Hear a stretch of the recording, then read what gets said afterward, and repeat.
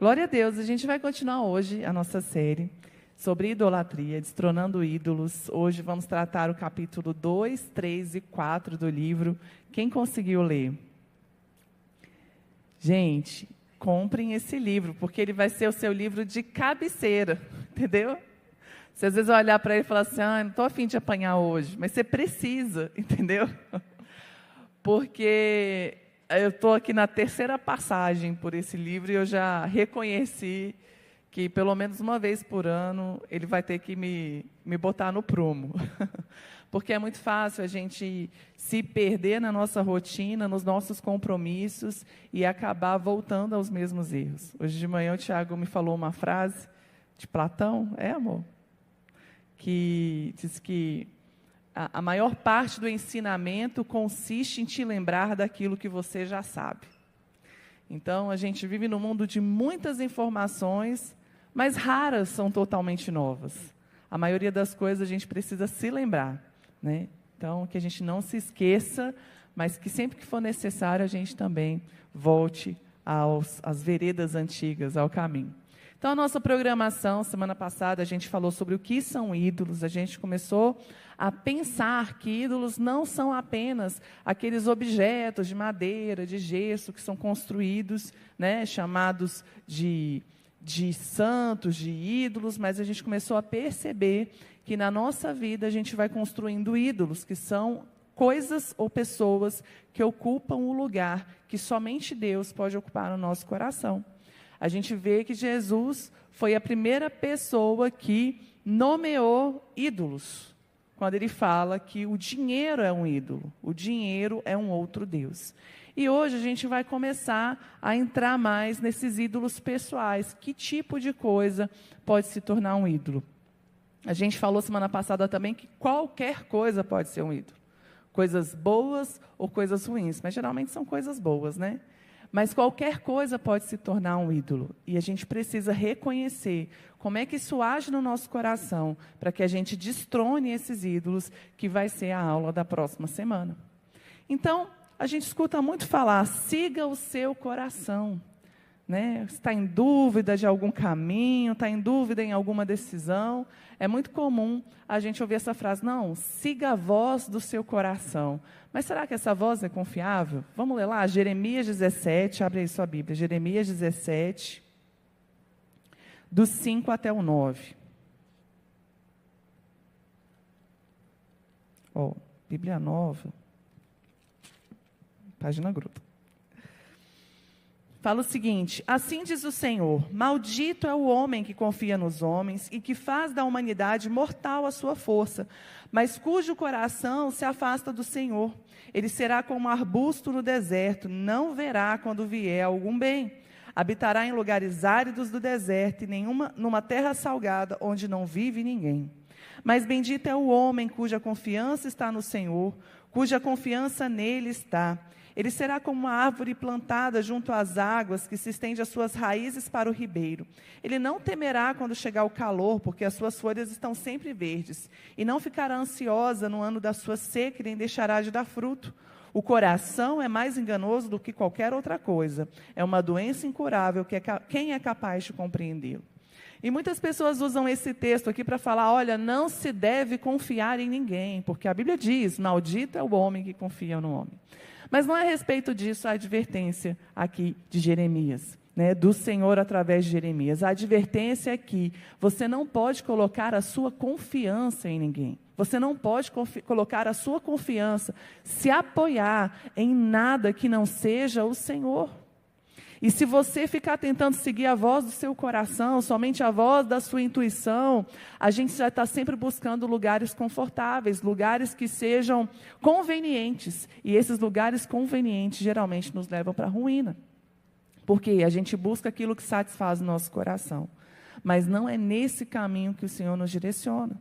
Então, o problema está quando a gente vai colocando em pessoas a nossa confiança. Quando a gente se apoia, a gente não pensa mais no Senhor, a gente pensa em todos os recursos que a gente pode acionar antes de falar com Deus. Você precisa de uma decisão favorável no seu trabalho. Você vai atrás de todos os QIs, de todas as autoridades, mas você não ajoelha no chão e fala: Senhor, eu preciso de Ti. Porque você está confiando que alguém pode fazer por você. E podem ser coisas pequenas ou coisas grandes, coisas possíveis e coisas impossíveis. Toda a nossa confiança tem que estar em Deus. Tem uma frase que muito se fala e eu não gosto muito dela, que fala o seguinte: aquilo que você pode fazer, Deus não vai fazer por você. Deus só vai fazer aquilo que você não pode fazer. Eu não acredito nisso. Porque Deus pode fazer qualquer coisa. A nossa confiança tem que estar 100% nele. E quando se fala sobre o amor como ídolo, o amor romântico como ídolo, é algo que o nosso mundo está repleto dessa informação. Pensa em qualquer música mundana. 3 segundos. Vocês são crentes, vocês precisam de uns 5 minutos, né, para lembrar? Essa música está relacionada com amor, desilusão amorosa. Quantos pensaram que a música está relacionada a isso? Se for sertanejo, então, 100%. 100% de chance. Tudo está girando em torno de você ter uma pessoa que te ama, uma pessoa que você ama, um amor que te abrace. Eu não sei viver sem você. Se você não estiver comigo, a minha vida acaba. A gente já entendeu que o ídolo ocupa exatamente essa posição. É tudo aquilo que, se você perder, a sua vida não tem mais sentido. E a gente não pode colocar numa relação... Ai, gente, não acredito. Numa relação amorosa, essa nossa dependência. Porque o amor não é tudo de que a gente precisa. A gente precisa do Senhor. A gente precisa... Baixou ali o arquivo de outro lugar e não baixou o que eu precisava. A gente precisa dessa confiança que está em Deus. Deixa eu tentar ler, que está bem clarinho. O problema não são as coisas ou as pessoas. O problema é onde a gente coloca a nossa confiança. Procurar num amor romântico aquilo que só Deus pode te dar é um erro. E o amor ideal é impossível de alcançar. Você buscar por ele, desejar por ele, vai só te fazer você andar desiludido. Quem conseguiu ler? Olha, gente, então está melhor para vocês que para mim, porque está muito difícil. Eu quase tive que exercer o dom profético aqui para conseguir ler. Então, o que acontece?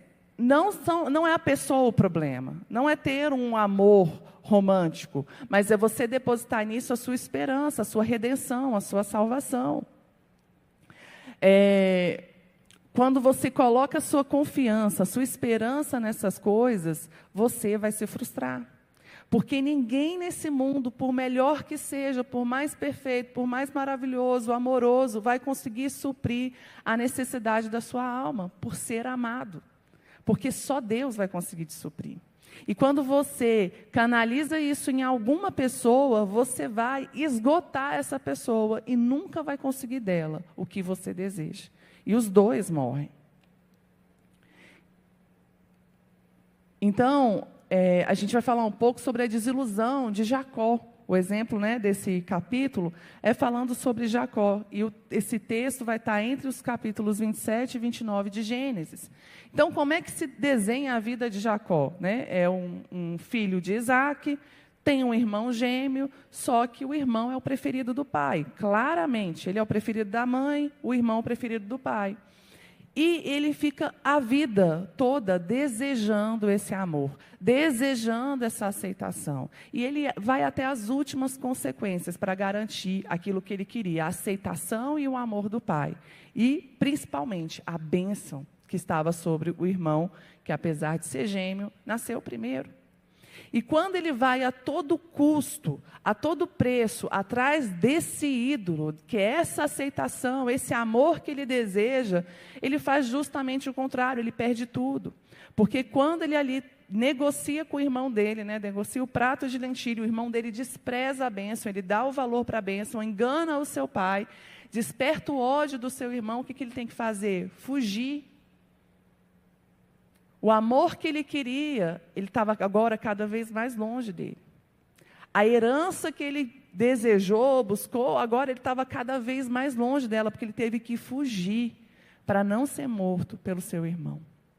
E quando ele chega numa outra cidade, ele chega com esse anseio de ser amado, e ali ele encontra Raquel, né, uma prima distante, filha do seu tio, não tão distante, né? Era prima direta, né? Filha do seu tio. E ele se encanta por Raquel. Tanto se encanta por Raquel que ele promete um dote que era praticamente o dobro do praticado ali à época. A Bíblia não vai falar quais eram os valores dos dotes, mas os registros históricos, arqueológicos, tentam chegar num padrão. Então, vamos dizer que o preço de um dote de uma mulher era praticamente de 40 a 50 ciclos de prata. E aquilo que Jacó ofereceu com o serviço dele valia em torno de 85 ciclos de prata. O amor, né, o encantamento de Jacó por Raquel era tão profundo que ele deu um preço, um valor muito alto por ela. E Labão, que desde quando a gente vê lá, quando Rebeca foi chamada, a gente vê que era um cara assim, extremamente interesseiro, extremamente trapaceiro. Ele viu a vulnerabilidade de Jacó por causa desse amor que ele tanto desejava. E ali ele viu um espaço de enganar Jacó e se livrar de um outro problema que ele tinha, que era uma filha que não iria se casar. Ela era, a Bíblia diz que ela tinha olhos tipo embaçados, né? Olhos enfermos também.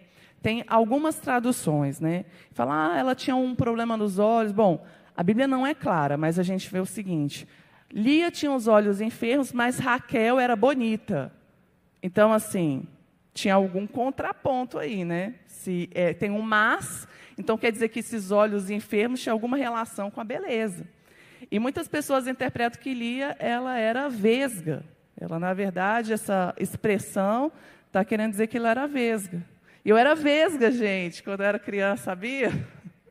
Eu usava 5 graus de cada lado, tive que usar tampão, tudo. Eu era extremamente vesga. Quando eu fui, essa vez agora, lendo essa história, eu falei, gente, quem nascia vesga, ficava vesga, né?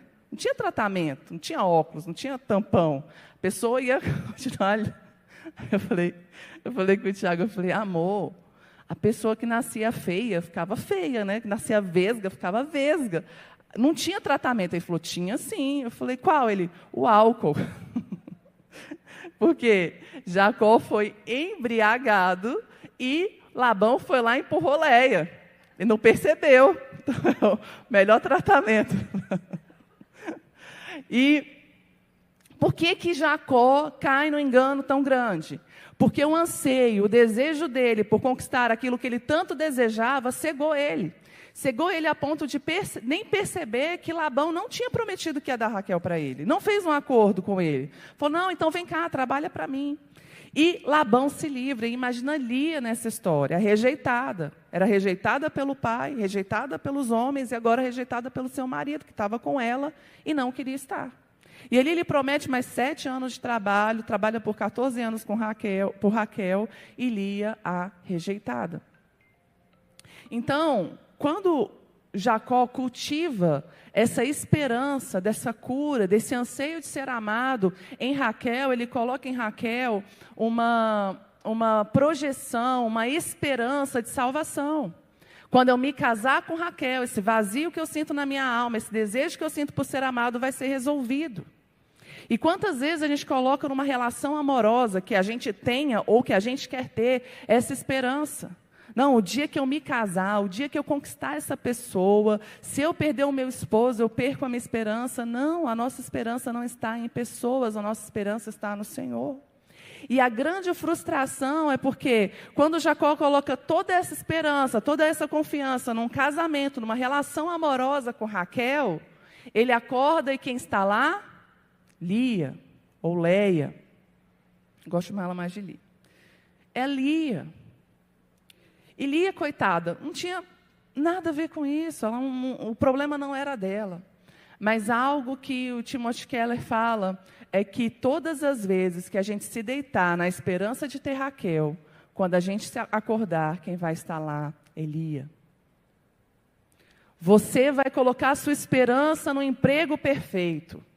Quando você acordar, vai ser Lia. Porque você vai perceber, não era isso que estava faltando. Não era isso que ia me satisfazer. Você coloca a sua esperança numa relação amorosa, num amor, em alguma pessoa, e aí quando você acorda, quando você tem aquilo, não é Raquel, é Lia que vai estar lá. É a frustração que vai estar esperando, porque ninguém pode te dar a satisfação que você só vai encontrar em Deus. Não importa em que depositemos as nossas esperanças, pela manhã é sempre Leia, nunca Raquel. Ninguém, nem mesmo a melhor pessoa do mundo, tem como conceder à sua alma tudo aquilo que ela precisa. Isso é cruel com você, isso é cruel com a pessoa amada. A gente tem que colocar toda a nossa confiança, toda a nossa esperança somente em Deus, porque somente Ele vai nos saciar. A história continua falando sobre Lia, que ela encontrou no Senhor a sua esperança. No meio da rejeição, o Senhor fez dela fértil, porque viu que ela era rejeitada. E ela vai tendo filho após filho, e sempre colocando nos filhos a esperança do amor de Jacó. Até que um dia ela percebe, não é Jacó, é o Senhor. É dele que eu preciso, é dele que vem a minha salvação. E dali as portas começam a se abrir. E foi da rejeitada, Leia, que veio a ascendência de Jesus, e não da escolhida. Então, mais uma vez a gente vê que tudo aquilo que a gente tenta arquitetar e planejar para que seja o quadro perfeito, não é o que Deus precisa. Deus precisa da sua total e plena confiança nele. O dinheiro também não é tudo. Lucas 12, do 15 ao 21.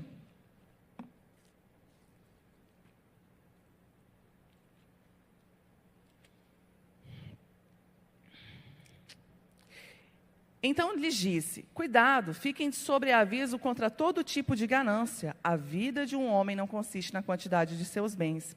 Então lhes contou essa parábola. A terra de um certo homem rico produziu muito. Ele pensou consigo mesmo, o que eu vou fazer? Não tenho onde armazenar minha colheita. Então disse, já sei o que vou fazer. Vou derrubar os meus celeiros, construir outros maiores, e ali guardarei toda a minha safra e todos os meus bens. E direi a mim mesmo, você tem grande quantidade de bens armazenados para muitos anos. Descanse, coma, beba e se alegre. Contudo, Deus lhe disse, insensato, essa mesma noite a sua vida será exigida. Então, quem ficará com tudo que você preparou? Assim acontece com quem guarda para si riquezas, mas não é rico para com Deus. Jesus adverte, acautelai-vos da ganância, acautelai-vos da cobiça. A gente não vê esse tipo de advertência em relação a outros pecados. E isso acontece porque os outros pecados é muito fácil da gente se identificar. Quando você está mentindo, você tem dúvida que você está mentindo? Será que eu estou mentindo? Será que isso é mentira? Às vezes quando a gente quer dar uma roubada, não estou mentindo, estou omitindo. Mas você sabe. Se alguém está adulterando, não tem dúvida que está adulterando. Ele sabe que está adulterando. Mas a cobiça, a ganância é um pecado sutil, que é muito difícil da gente perceber que estamos envolvidos por ele. Como é que se dá a sedução do dinheiro? Primeiro, pela dificuldade da gente admitir a ganância. O Timothy Keller dá um exemplo, e eu também começo a refletir sobre isso, que no número de atendimentos que a gente faz, de pessoas que chegam para pedir ajuda, conselho, ou mesmo confessar pecados, você não escuta as pessoas falando assim, meu pecado é que eu tenho gastado muito comigo mesmo. O meu pecado é que eu estou trabalhando muito para ter mais dinheiro. Porque é muito difícil a gente perceber essa cobiça, porque, na verdade, a gente foca naquilo que a gente quer alcançar. Fala, qual o problema eu ter uma vida melhor? Qual o problema eu dar uma vida melhor para a minha família? Né? E não há problema nenhum, o problema é quando isso se perverte no nosso coração. E a dificuldade também é porque você sempre vai estar crescendo socialmente. Quando você está crescendo socialmente, você vai se enquadrar num padrão de pessoas que sempre vão ter mais que você. Então, você não olha mais para baixo, você olha para cima. Não, eu não sou ganancioso, fulano que tem muito mais, ele que desperdiça, eu nem cheguei no nível dele. Então, é difícil a gente ter essa percepção da ganância e da cobiça no nosso coração. O dinheiro oferece uma segurança e um controle. Quando você tem dinheiro, você acha que nenhum mal vai te atingir, você está seguro. Esses dias surgiu um exemplo lá no nosso GC que foi muito interessante, que um dos rapazes foi conversar com o Tiago, pediu oração, falou, estou orando para ser promovido. Aí o Tiago perguntou, por que você quer ser promovido? Ele falou, porque eu quero ganhar um salário melhor. Legal, por que você quer ganhar um salário melhor? Porque eu quero dar mais condições para minha família, para fazer uma viagem, comprar um carro melhor e tudo. Aí o Tiago pôs ele para refletir e falou assim, por que você não pede para Deus essas coisas ao invés de pedir mais dinheiro? Aí ele parou para pensar, né? E aí depois ele, pensando sobre isso, conversou com um colega de trabalho que também é cristão, e eles refletiram, chegaram à conclusão, falou assim, porque quando a gente tem o dinheiro, a gente tem o controle. E na verdade o que a gente quer é ter o controle. E isso está desde lá do Éden. Quando Eva come do fruto é porque ela quer ter o controle de decidir o que é bom, o que é mal e não depender mais de Deus. Então o dinheiro nos oferece essa segurança. Imagina que você está num lugar ermo, sem dinheiro, sem médico, sem hospital, e o seu filho cai doente. O que você faz? Você bota seu joelho no chão e fala assim, Deus, por favor, me ajuda. Agora, pensa que você tem recursos, seu vizinho é médico, seu pai é dono do hospital. O que você vai fazer primeiro? Você vai orar? Ou você vai ligar para o seu pai, para o seu vizinho e pedir socorro? Então, o problema é a gente colocar essas coisas ser o nosso primeiro recurso. Eu já contei, né, que quando o Tiago ficou doente, meus sogros, graças a Deus, tinham uma condição muito boa. A igreja que eles frequentavam colocou o caixa da igreja à disposição para o tratamento do Tiago, que seria caro se fosse particular. E quando meu sogro estava ali com o médico, perguntando, e aí, como é que vai ser o tratamento? O que a gente tem que fazer? Como é que a gente paga? O médico falou assim, guarda seu dinheiro não é capaz de curar o seu filho. E essa frustração que o dinheiro precisa muitas vezes trazer para a gente, para que a gente entenda que ele não é o nosso Deus. O dinheiro traz uma satisfação material, então ele está se retroalimentando. Você tem dinheiro, você se satisfaz, essa satisfação não é plena, porque nada pode te satisfazer plenamente, senão o Senhor. Então você vai, adquire mais coisas e busca mais satisfação e você entra num círculo vicioso. E o dinheiro também te oferece status e poder. Então tudo isso nos seduz para que a gente fique cada vez mais voltado para Ele. Então, o que eu dei o exemplo agora, na hora da necessidade, qual é o seu primeiro recurso? Você pode ter dinheiro, você pode ter hospital, pode ter plano de saúde, glória a Deus, porque a gente tem esses recursos. Mas o nosso primeiro recurso não são as pessoas nem as coisas, é o Senhor. Quando a gente se volta primeiro para Ele, a gente mostra que Ele sim é o nosso Deus, que Ele sim é a nossa salvação. Então, aqui, quando se fala em ídolo, a gente vai identificar os ídolos do nosso coração, porque é tudo aquilo que a gente ama, confia e obedece. Fala comigo, ama, confia e obedece. Então, aplicando no caso do dinheiro, uma pessoa que ama o dinheiro, uma pessoa que sonha acordar, sabe aquela pessoa apaixonada, que fica só pensando na pessoa amada, né? Fica pensando, se a gente viajasse junto, se a gente fizesse, a pessoa está assim com o dinheiro. Nossa, o que eu poderia fazer se eu ganhasse na loteria? Sempre que está perto de sorteio, a gente vê muitas pessoas enamoradas, com sonhos impossíveis. E fica pensando, ou o que fazer com o dinheiro, ou como ganhar mais dinheiro. Aquilo ocupa o pensamento e o coração dela constantemente. Uma pessoa que tem o dinheiro como ídolo, ela confia no dinheiro. Ela sente que ela tem o controle da própria vida dela, porque ela tem o dinheiro, porque ela tem a poupança. Isso aqui me garante, se acontecer alguma coisa, eu tenho uma reserva, e essa reserva aqui me garante. E obedece, os planos e as decisões dessa pessoa são pautados pelo dinheiro que ela tem ou não tem. Quantos filhos você quer ter? Filho é muito caro, né? Mas vai querer ter mais? Até queria, mas filho é muito caro, escola. Falo, quem é seu Deus? É o dinheiro? É o dinheiro que comanda a sua vida? E tal. Queria trocar de carro, mas não, é muito caro. Gente, eu tenho um pai. Primeiro eu peço para ele pode fazer de tantas formas, de tantas maneiras. Começa a sentar com pessoas que vivem da provisão de Deus. Gente, é inexplicável o que Deus faz. Ontem, se vocês quiserem, pode sentar meia tarde aqui com a Mei. Vocês vão ter uns 30 testemunhos. Porque, assim, é das pessoas, das famílias que eu mais vejo a provisão de Deus. Gente, você olha para o que elas têm e para o que elas poderiam ter, não se explica. As crianças estudam a vida toda em escola particular. Nunca pagaram um centavo. Como? É uma aventura, confesso, né? Nem sempre a gente quer viver todos os dias de milagre. A gente quer ter um planejamento, uma provisão. Mas a gente não pode depender desse planejamento previsível. A gente tem que entender que quando a nossa capacidade não alcança, a capacidade de Deus alcança, e é dele que a gente depende.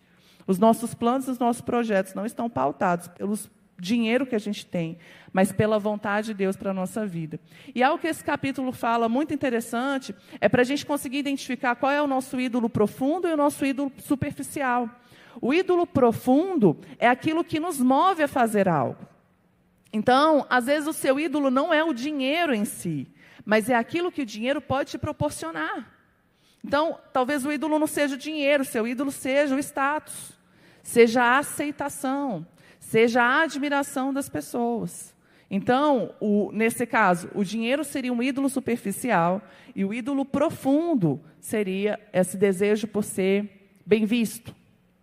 Vamos supor, o seu ídolo não é o seu filho. O seu ídolo é a sua necessidade, ou seu marido, é a sua necessidade de ser amado, a sua necessidade de ser necessário. Então, o seu ídolo profundo é essa necessidade, o seu ídolo superficial é esse amor, é essa pessoa. E é muito importante que a gente identifique o que são essas coisas que nos movem a construir ídolos na nossa vida, porque a gente não vai conseguir eliminar isso só tirando os ídolos superficiais. Você vai todas as vezes substituir. Você fala, não, o meu dinheiro não é mais meu ídolo. E aí você vai colocar outra coisa, ou o poder, ou a influência, para você continuar alimentando os seus ídolos profundos. Então, reflita sobre isso também. E a sedução do sucesso, eu não vou ler porque o nosso tempo está apertado, mas aqui fala sobre a história de Davi e Saul, quando Saul volta da guerra e as mulheres começam a cantar, Saul matou milhares e Davi matou dezenas de milhares. E Saul olha e fala assim, que bagunça é essa? Que show da Xuxa é esse? Que bagunça é essa? O que falta para ele agora, senão ele tomar o meu lugar no trono? Quando a gente analisa a vida de Saul, a gente vê que tudo que Saul desejava era o sucesso, era a aceitação diante das pessoas, era o reconhecimento. Quando ele peca diante do Senhor e o Senhor toma o reino dele, a grande preocupação dele com Samuel é, Samuel, tudo bem, não, passou, deixa disso, só entra ali comigo para o povo não ficar achando que a gente está com algum problema. É alguém que quer viver de aparência, alguém que quer estar acima no status de outras pessoas. Então, quando a gente persegue o sucesso, o que a gente está vivendo? Com base na competitividade. E a nossa sociedade alimenta muito isso, desde criança. Você tem que ser o melhor da turma. Você tem que tirar a maior nota da turma. Lá em casa, a gente se policia muito com relação a isso. A gente fala assim, você tem que fazer o melhor que você pode fazer. Independente de o que as pessoas estão fazendo. Alguma hora isso vai ser um parâmetro? Sim, porque se a média está aqui, né, vamos lá que você vai alcançar. Mas não para ser melhor do que ninguém, mas para você fazer o melhor de você. E nisso, a competitividade faz com que a gente persiga esse sucesso. Uma pressão social por você ser o melhor, por você ser o primeiro. Uma autoavaliação, você mesmo começa a se identificar, a sua identidade fica presa a como você está numa posição de status e sucesso de acordo com esse mundo. E o sucesso também te dá poder e influência. Só que o problema, isso também não vai te satisfazer. O livro começa esse capítulo falando do relato da Madonna. Que a Madonna fala, eu estou presa nessa busca por ser boa o suficiente. E quando eu alcanço um novo patamar, eu vejo que eu ainda não sou boa o suficiente. Então, esse desejo pelo sucesso, como validação de quem você é e como satisfação daquilo que você precisa, também vai ser frustrante, porque o sucesso, a primeira posição, não te dá isso. Naamã, que era um servo muito importante da Síria, ele tinha tudo, mas não tinha saúde. Tudo que ele tinha não era capaz de trazer para ele a cura que ele precisava. Ele era leproso. E ele tem um choque de realidade, porque até então tudo que ele desejava ele conseguia através do poder, da influência e do dinheiro que ele tinha. E de repente ele se depara com um Deus que não é manipulável, um Deus que não se compra. Ele chega lá com muitas riquezas diante do rei de Israel. Ele chega lá com uma carta de recomendação dos maiores reis. E o rei de Israel faz o quê? Rasga as vestes, fala assim, você não está entendendo, o Deus daqui não é igual aos outros deuses. Ele não pode ser comprado, ele não pode ser manipulado. E uma pessoa que busca no sucesso essa autoafirmação, ela começa também a negociar com Deus.